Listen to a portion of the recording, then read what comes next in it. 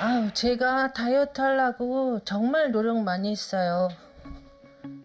이것도 다 다이어트 약이거든요. 여기도 다이어트 약이고. 빨리 가요. 온갖 다이어트 약과 보조제를 먹어보고 안 해본 다이어트가 없을 정도로 치열하게 노력해온 지난 시간. 하지만 살이 빠지지 않는 체질이라도 된 듯 매번 실패로 돌아가는 다이어트. 이렇게까지 노력하는데 꼼짝도 하지 않는 살들이 야속하기만 합니다. 나 나름대로 노력하고 뺀다고 뺐는데 안 빠지는 걸 어떡해요. 빼고는 싶어요. 근데 잘 안 빠지니까. 외모 갖고 자꾸 얘기하니까 내가 무슨 지네보다 못한 바보 같은 느낌? 그리고 그런 걸로 자꾸 나를 그 면박을 주니까 좀 내가 쟤네들보다 못났나? 그런 느낌.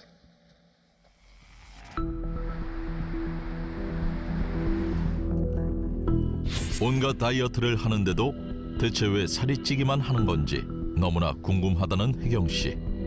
누구보다 간절한 심정으로 병원을 찾았습니다.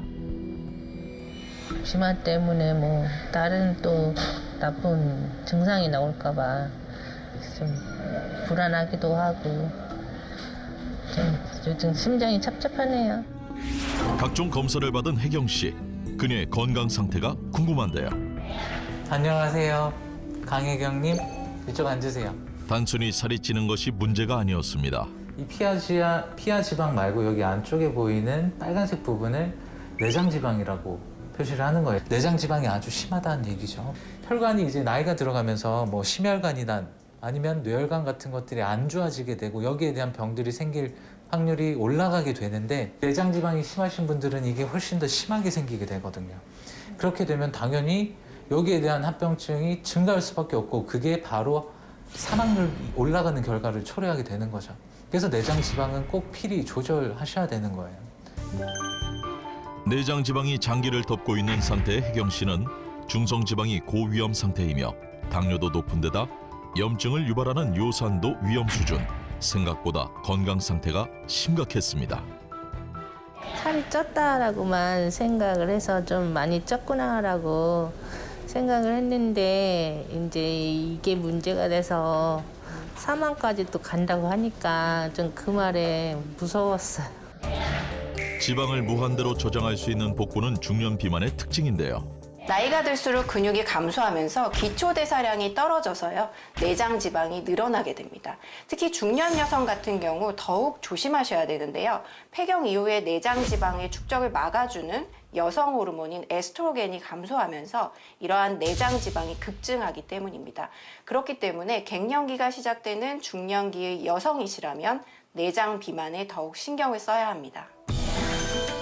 그런데 문제는 오랜 시간 꾸준하게 운동했음에도 쉽게 빠지지 않는 게 바로 내장 지방의 특징입니다.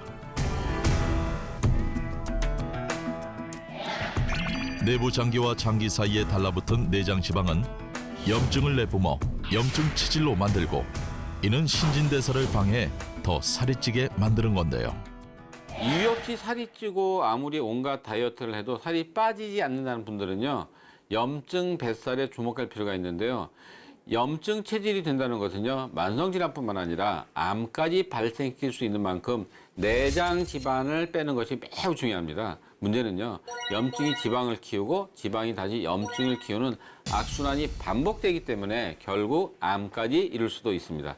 때문에 다이어트를 하더라도 실패할 수밖에 없습니다. 이때 염증과 내장 지방을 한꺼번에 빼는 것이 무엇보다 중요합니다.